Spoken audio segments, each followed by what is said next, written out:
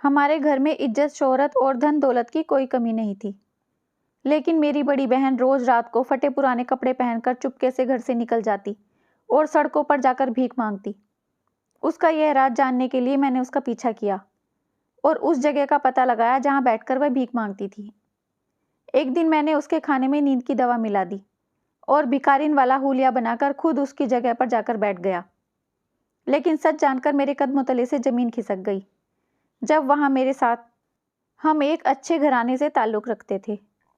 परिवार में मैं, मेरी दो बड़ी बहनें सपना और निर्मला, माँ और मैं ही थे। कुछ साल पहले पिताजी इस दुनिया से जा चुके थे। आज घर में हर तरफ चहल पहल और खुशी का माहौल था, क्योंकि मेरी बड़ी बहन सपना की सगाई के लिए मेहमान घर में आए हुए थे। सपना दीदी कहीं नजर नहीं आ रही थी। इस बात से माँ परेशान थी। हमने हर तरफ उन्हें तलाश करने की नाकाम कोशिश की। घर का कोना कोना छान लिया, लेकिन दीदी का कहीं पता नहीं चला। हमारे ही पड़ोस में दीदी की खास सहेली सीमा रहती थी। दीदी अक्सर उसके घर जाया करती थी। माँ ने मुझे उसके घर भी जाकर देखने को कहा, लेकिन दीदी वहां भी नहीं थी। तभी सपना दीदी की होने वाली सास की आवाजें कानों में पड़ी। वो माँ से कह रही थी, बहन जी, मुहूर्त का समय निकला जा रहा है, सपना को तैयार करके ले आइए ताकि जल्दी से सगाई की रस्म शुरू हो सके। माँ बहुत ज़्यादा परेशान हो रही थी, लेकिन दीदी की ससुराल वालों पर माँ ने यह बात जाहिर नहीं होने दी। दीदी की सास से उन्होंने कहा कि बस आप थोड़ा सा इंतजार कीजिए, अभी सपना को तैयार करके ले आते हैं। करीब 1 घंटा बीत गया, लेकिन दीदी वापस नहीं आई। अब यह बात दीदी के ससुराल वालों से ज़्यादा देर तक छिपी नहीं रह सकती थी। जब सपना दीदी की सास को यह बात पता चली तो उनके तेवर एकदम से बदल गए। वह बोली, जो लड़की शादी से पहले अपने परिवार के कंट्रोल में नहीं है, वह शादी के बाद क्या गुल खिलाएगी। हम जानते बूझते मक्खी नहीं निगल सकते। अच्छा हुआ हमें पहले ही हकीकत पता चल गई, नहीं तो पता नहीं शादी के बाद मेरे बेटे के साथ क्या होता। मैं अपने बेटे की सगाई ऐसी लड़की के साथ हरगिज नहीं करूंगी। माँ ने उन्हें समझाने की बहुत कोशिश की कि जैसा आप समझ रहे हैं ऐसा कुछ भी नहीं है, मेरी बेटी ऐसी नहीं है। लेकिन उन्होंने एक न सुनी। माँ एकदम हक्का बक्का रह गई थी। उन्होंने दीदी के होने वाले ससुराल वालों के सामने हाथ तक जोड़े, लेकिन उन पर किसी बात का कोई असर नहीं हुआ। दीदी की होने वाली सास ने अपने रिश्तेदारों को चलने का इशारा किया और वे सब लोग रिश्ता तोड़कर वहां से चले गए। हम और हमारे रिश्तेदार यूं ही बैठे रह गए थे। माँ की आंखों के आंसू रुकने का नाम नहीं ले रहे थे। माँ ने खुद को कमरे में बंद कर लिया था। बड़ी मुश्किल से मेरी मझली बहन निर्मला ने दरवाजा खुलवाया था। मुझे समझ नहीं आ रहा था कि आखिर दीदी ने हमारे साथ ऐसा क्यों किया। मुझे उस समय अपनी दीदी से नफरत होने लगी थी।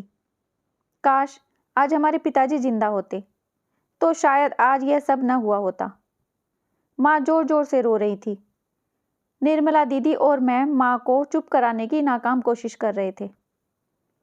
मेरी उम्र उस समय 14-15 साल की थी, इसलिए मुझे कुछ ज़्यादा समझ तो नहीं थी, लेकिन इतना पता था कि दीदी ने जो किया गलत किया। इस बात का माँ को बहुत गहरा सदमा पहुंचा था।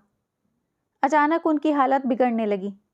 उनकी हार्ट बीट बढ़ रही थी और वह बुरी तरह से छटपटा रही थी।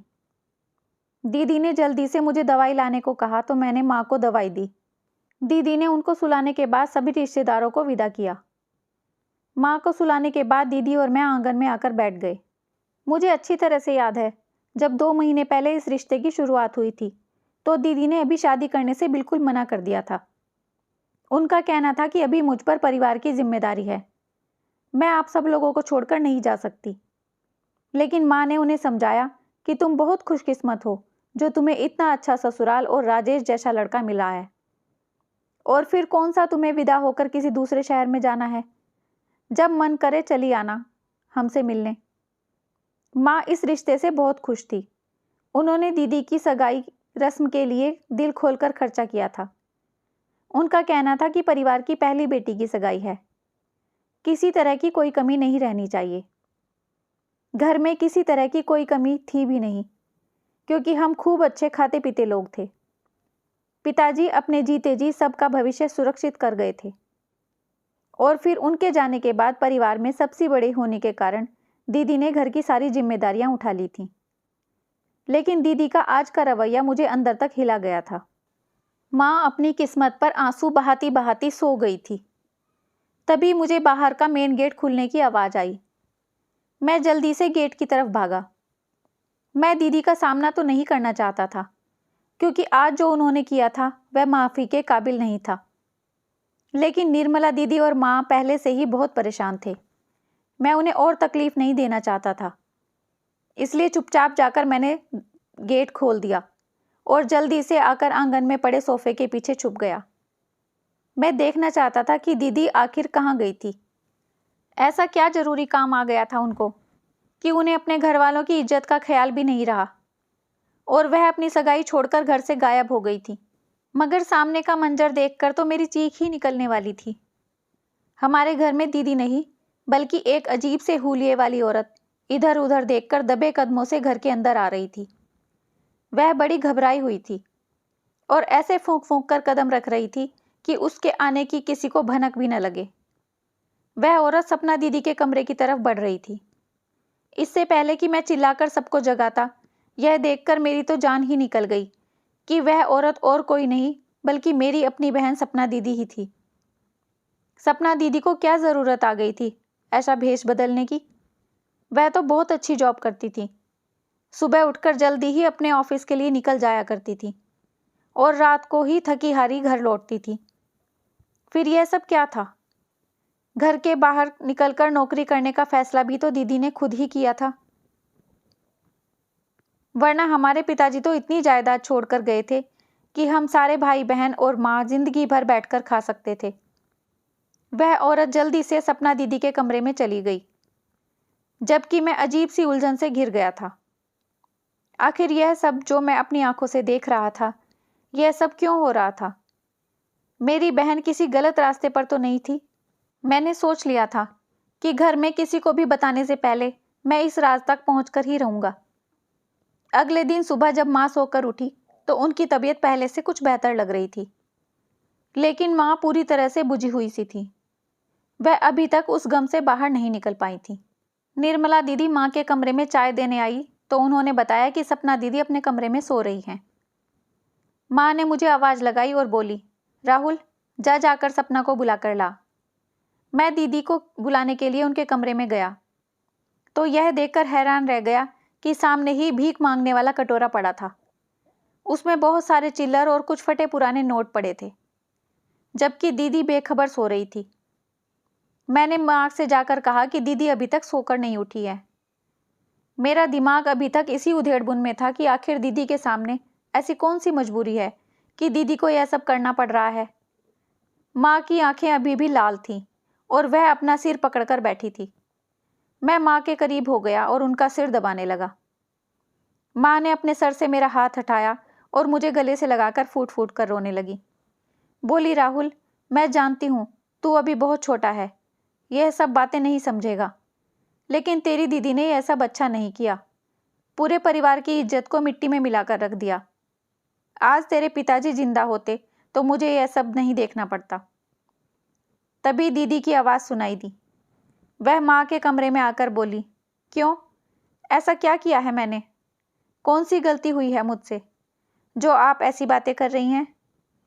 माँ ने मुझे एक झटके से खुद से अलग किया और उठकर खड़ी हो गई। माँ दीदी से गुस्से से पूछ रही थी कि तुम कल पूरा दिन कहाँ थी और रात को किस समय वापस आई हो?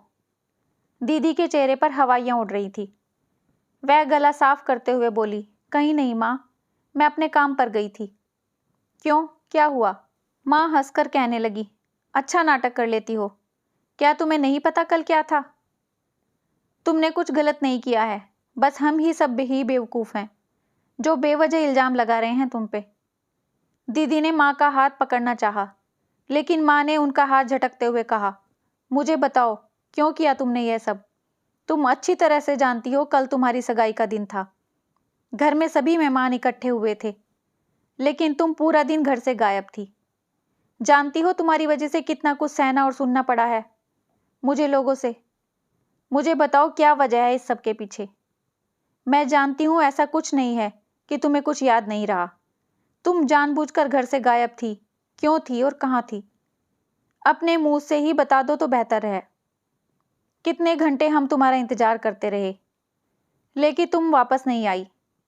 तुम्हारे होने वाली सास पूरी बिरादरी के सामने हमें बेइज्जत करके चली गई। सपना दीदी एक गहरी चुप्पी में चली गई। कुछ देर तक खामोश रहते हुए बोली, माँ, ऐसा कुछ भी नहीं है जो आप सोच रही हैं। मुझे सचमुच याद नहीं रहा। मैं अपनी जॉब पर ही गई थी और वहाँ एक ज़रूरी मीटिंग थी, जिसकी वजह से मुझे आने में कुछ ज़्यादा ही देर हो गई। माँ अकड़ कर बोली, मुझे तुमसे हरगिज ऐसे काम की उम्मीद नहीं थी। मैं तुम्हें बहुत ही समझदार और जिम्मेदार समझती थी, लेकिन तुमने तो पूरे खानदान का नाम खराब कर दिया। जिस तरह से मेहमान हमारे घर से वापस गए हैं, सब तरफ यह बात फैल चुकी होगी। तुम्हें शादी नहीं करनी थी तो साफ साफ बोल देती। जानती हो ना, तुम्हारे घर में एक छोटी बहन भी है जो शादी के लायक है। अब कौन लाएगा उसके लिए रिश्ता? इस बात पर सपना दीदी खामोश रही। इसका साफ मतलब था कि वह अपनी असलियत छुपाना चाहती थी। सपना दीदी बोली, माँ फिक्र मत करो, जब सही समय आएगा तो सब कुछ हो जाएगा। कल क्या हुआ यह सोचकर परेशान होने के बजाय यह सोचो कि जो होता है अच्छे के लिए ही होता है। जो लड़का शादी से पहले मेरे लिए स्टैंड नहीं ले सका, वह शादी के बाद मेरी क्या फिक्र करता। आज सगाई टूटी है, कल शादी भी टूट सकती थी। और फिर इस रिश्ते से पहले मैंने कई बार आपको समझाने की कोशिश की थी कि मैं अभी शादी नहीं करना चाहती हूँ। सपना दीदी ने माँ को समझा बुझा दिया था और दबी जुबान में माँ के कानों में यह बात डाल दी थी कि वह पहले निर्मला की शादी कर दें। निर्मला की शादी के बाद ही वह अपनी शादी के बारे में सोचेंगी। मैं दीदी से बहुत छोटा था, इसलिए सीधे सीधे उनसे कुछ भी नहीं पूछ सकता था। लेकिन उस दिन के बाद मैं दीदी के कामों पर बहुत गहरी नज़र रखने लगा था। कुछ दिन तक तो ऐसा होता कि दीदी जल्दी अपने काम से वापस आ जाती और शाम का खाना वह सबके साथ बैठकर ही खाती थी। थोड़ी देर सबके साथ बैठकर बातचीत करती और फिर सोने के लिए अपने कमरे में चली जाती। आधी रात को जब उनको यकीन हो जाता कि घर में सब सो चुके हैं, तो वह फिर से भिखारी वाला भेष बदलकर घर से निकल जाती और यह उनका हर रोज का काम बन चुका था। सुबह सूरज निकलने से कुछ देर पहले ही वह वापस आती थी। मैं रात भर जागकर उनका इंतजार करता रहता कि दीदी का रवैया दिन ब दिन अजीब होता जा रहा था। मुझे उनकी बहुत फिक्र होने लगी थी। मेरे पिताजी का नाम पूरे खानदान में बड़ी इज्जत के साथ लिया जाता था, पर दीदी ने मेरे बाप का नाम मिट्टी में मिला दिया था। मेरे पिताजी ने जीते जी अपनी जो इज्जत बनाई थी, उसको दीदी ऐसे नीलाम कर रही थी। पूरे खानदान में हमारे हालात सबसे अच्छे थे, लेकिन न जाने दीदी को ऐसा क्या सूझा था जो वह रोज भिखारी का भेष बदलकर भीख मांगने के लिए घर से निकल जाया करती थी। मैं छुपकर दीदी के कपड़ों और कमरे की तलाशी भी ली थी। वहाँ काफ़ी पैसे पड़े होते थे और उसके साथ साथ बहुत सी ऐसी चीज़ें भी थी जिनका ताल्लुक जुर्म की दुनिया से था। सोचकर ही मेरी जान निकल जाती थी कि कहीं मेरी बहन किसी मुसीबत में तो नहीं फंस गई। मैंने सोच लिया था कि दीदी का राज पता करके ही रहूँगा।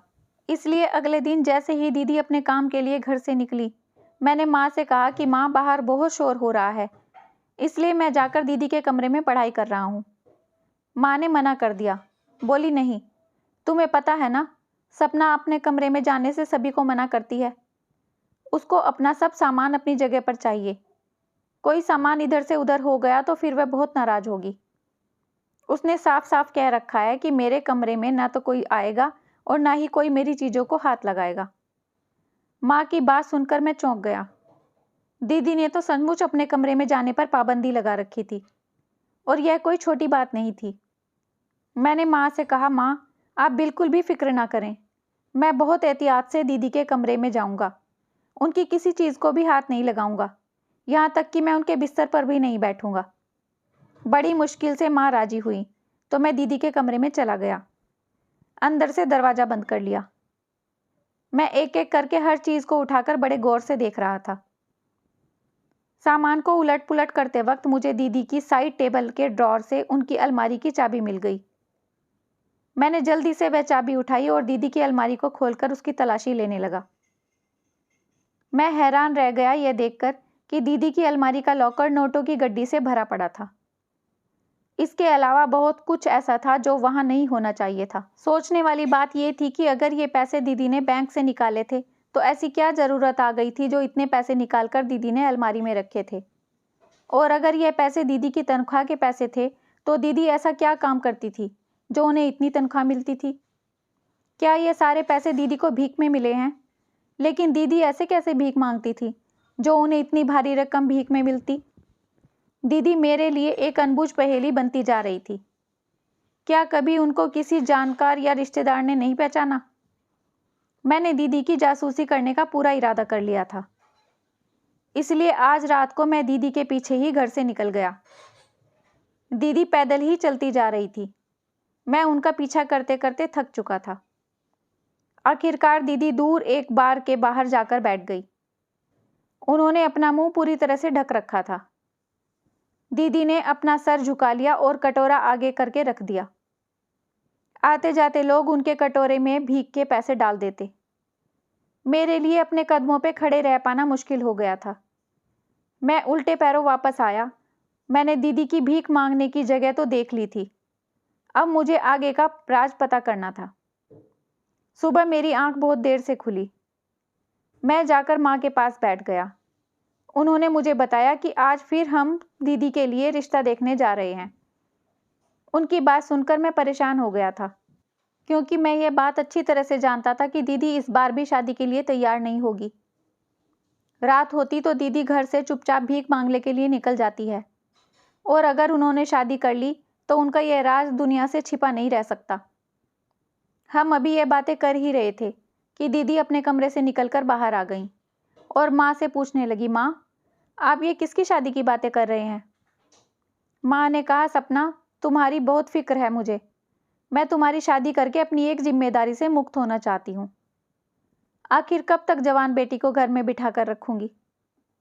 दीदी के तेवर बिगड़ चुके थे। वह बोली, माँ, कितनी बार समझाऊं आपको, मुझे अभी शादी नहीं करनी। आप पहले निर्मला के हाथ पीले करने की सोचो, फिर मैं सोच लूंगी कि मुझे शादी करनी भी है कि नहीं। माँ तो दुखी हो चुकी थी और बोली, सपना, ये तुम कैसी बातें कर रही हो? शादी करनी है कि नहीं का क्या मतलब है? एक दिन मैं मर जाऊंगी तो तुम्हारे पिता को क्या मुंह दिखाऊंगी कि मैंने अपनी छोटी बेटी की तो शादी कर दी है, लेकिन बड़ी बेटी को ऐसे ही अभी तक घर में बिठा कर रखा है। माँ की बातें सुनकर दीदी झुंझलाकर बोली, माँ, ऐसी बातें करके मुझे ब्लैकमेल मत कीजिए। मैं अभी शादी नहीं करना चाहती तो नहीं करना चाहती। जोर जबरदस्ती करने का नतीजा आप एक बार देख चुकी हैं ना। माँ दीदी के इस अंदाज पर हैरान रह गई। मुझे तो दीदी से इसी जवाब की उम्मीद थी, इसलिए मुझे जरा भी हैरत नहीं हुई। मैं जानता था कि दीदी शादी के लिए हरगिज हाँ नहीं करेगी। मैं और निर्मला दीदी ने माँ को समझा बुझाकर चुप करा दिया। निर्मला दीदी बोली, माँ, सपना दीदी कोई बच्ची नहीं है जो आप अपनी मर्जी उन पर चला रही हैं। जब वह शादी करना चाहेगी तो आपको बता देंगी। अभी कुछ दिनों के लिए सपना दीदी को तंग मत कीजिए। माँ चुप होकर बैठ गई। मैं रात का बड़ी बेसब्री से इंतजार कर रहा था। जैसे ही रात हुई, मैंने सपना दीदी के खाने में नींद की दवाई मिला दी। खाना खाकर वह अपने कमरे में चली गई। वह जाते ही सो चुकी थी, तो मैंने दीदी के कमरे में जाकर उनका फटा पुराना भिखारियों वाला सूट निकाला। मैं जल्दी से वह कपड़े पहने और खुद उस जगह पर जा पहुंचा जहां मैंने दीदी को भीख मांगते हुए देखा था। मैं भी बार के कोने वाली जगह पर जाकर बैठ गया। दीदी की तरह ही मुंह छिपाकर सर झुका रखा था मैंने। अभी मैं चारों तरफ को देख ही रहा था कि मुझे मेरी कलाई पर मजबूत सी पकड़ महसूस हुई। मैं बहुत घबरा गया था। मैंने सर उठाकर देखा तो सामने पुलिस की वर्दी में 3 आदमी खड़े थे। वह मुझे घूर कर बोले कि चलो, आज तुम्हारा बुलावा आ ही गया है, कब तक बचती रहोगी आखिर? मैं बुरी तरह से डर गया था, क्योंकि मुझे आज से पहले कभी भी ऐसे हालातों का सामना नहीं करना पड़ा था। मैं रो रहा था। मैं बोला, मेरा क्या कसूर है? भीख मांगना कोई जुर्म तो नहीं है। वह पुलिस वाला हंसकर बोला, तुम हमारे साथ थाने तो चलो, तुम्हारे सारे जुर्म भी गिनवा देंगे। उन्होंने मुझे हथकड़ियां लगाई और अपने साथ थाने ले गए। जब मैं रो रो कर बदहवास हो चुका था, मैं यह सोच रहा था कि आखिर यह मेरे साथ सब क्या हो गया है। मैं लगातार एक ही बात बोले जा रहा था कि मेरा कोई कसूर नहीं है, मैंने कुछ नहीं किया है, मैं कुछ नहीं जानता। थोड़ी देर बाद ही एक जवान SHO आया और बोला कि अब तुम पकड़े गए हो, अब रोने से तुम बच नहीं पाओगे। सच सच बताओ कि तुम किसके कहने पर यह सब काम करते थे। मैं एसएचओ की बात सुनकर दंग रह गया था। मैं बोला, मैं कुछ भी नहीं जानता। मैं आज पहली बार ही भीख मांगने के लिए आया था। मेरी बात सुनकर वह हंसने लगा। वह बोला, शांति से बैठ जाओ, सब पता चल जाएगा। बाकी की सारी पूछताछ बाद में होगी। मैं अपने घर वालों के बारे में सोच सोच कर रो रहा था और ऊपर वाले से प्रार्थना कर रहा था कि भगवान मुझे इस मुसीबत की घड़ी से बचा ले। जब मेरे घर वालों को पता चलेगा कि उनका बेटा थाने में है तो उन पर क्या गुजरेगी, माँ की आत्मा पर क्या गुजरेगी। अभी तो दीदी की बात भी उन पर जाहिर नहीं हुई थी और मेरे साथ यह सब हो गया था। करीब 2 घंटे के बाद वह एसएचओ फिर से वहां वापस आया। उसने किसी को फ़ोन लगाया और कहा, जल्दी से थाने आ जाइए, मुजरिम पकड़ लिया गया है। 15 मिनट बाद मेरी दीदी थाने में थी। मेरी हैरत की इंतहा न रही। वहां के सभी अफसर दीदी को सलाम कर रहे थे। मेरी समझ में कुछ भी नहीं आ रहा था। दीदी ने मुझे गुस्से से देखा और बोली, आखिर पकड़े गए ना? मैं बहुत दिनों से तुम्हें नोटिस कर रही थी, जानती थी कि तुम मेरा पीछा कर रहे हो। मैं हैरत से उन्हें देख रहा था। बोला, दीदी आप यह सब क्या कह रही हैं? दीदी बोली, परेशान मत हो, घर चलो, सब बताती हूँ। वह एसएचओ मुझे और दीदी को गाड़ी में बैठाकर हमारे घर ले आया। सपना दीदी ने माँ और निर्मला दीदी को आवाज़ लगाकर अपने पास बुलाया और बोली, माँ मैं आज आपको एक सच्चाई बताना चाहती हूँ।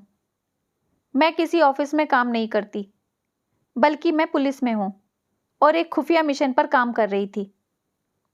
हमारी नौकरी का उसूल है कि इस तरह के खुफिया मिशन की जानकारी हम अपने घर वालों से भी छुपा कर रखनी पड़ती है।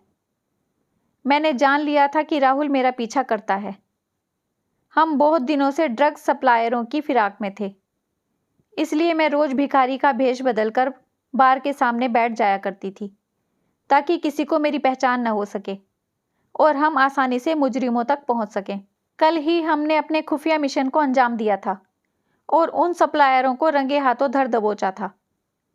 मैंने जानबूझकर आज राहुल को अपनी जगह पर जाने दिया। इस बात की जानकारी मैंने पहले ही अपने थाने में कर दी थी, जिससे वह किसी मुसीबत में न फंस जाए। दीदी बोल रही थी, मुझे माफ़ कर दीजिए माँ, मेरी वजह से आपको अपमानित होना पड़ा। आपका दिल दुखाने का या आपकी बात ना मानने का मेरा कोई इरादा नहीं था। मैं मजबूर थी, इसलिए आपको उस समय कुछ नहीं बता सकी। अपने पिता की और अपने खानदान की इज्जत का मुझे बहुत अच्छे से ख्याल है। मैं कभी ऐसा कोई काम नहीं करूंगी जिससे आप लोगों का सिर नीचा हो। एसएचओ से पहचान कराते हुए दीदी ने कहा, यह अनुराग हैं, मेरे ही साथ काम करते हैं। अगर आप आशीर्वाद दें तो मैं उनके साथ शादी करना चाहती हूँ। माँ बहुत रो रही थी, लेकिन आज उनकी आंखों में खुशी के आंसू थे। माँ ने आगे बढ़कर दीदी को गले लगा लिया और दोनों को आशीर्वाद दिया। मैं अपनी सोच पर बहुत शर्मिंदा था। मेरी दीदी ने परिवार के नाम को मिट्टी में नहीं मिलाया, बल्कि नई ऊंचाइयों पर पहुंचा दिया था। धन्यवाद दोस्तों। कैसी लगी ये कहानी आपको? अपने विचार कमेंट्स में ज़रूर बताइए। अगर कहानी अच्छी लगी है तो लाइक शेयर सब्सक्राइब करना मत भूलिए। अपना खूब सारा ध्यान रखिए, खुश रहिए, मुस्कुराते रहिए।